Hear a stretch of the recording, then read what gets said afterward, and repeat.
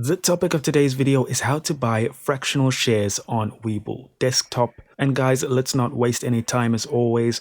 There's no way to trade fractional shares on Webull desktop right now. I've put it on screen. This is from Webull's official website.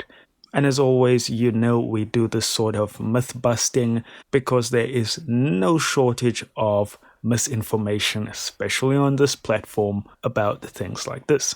So the only way you can trade fractional shares is on the mobile app with only specific stocks. So for instance, the S&P 500 ETF, and they must have that little green diamond icon on them.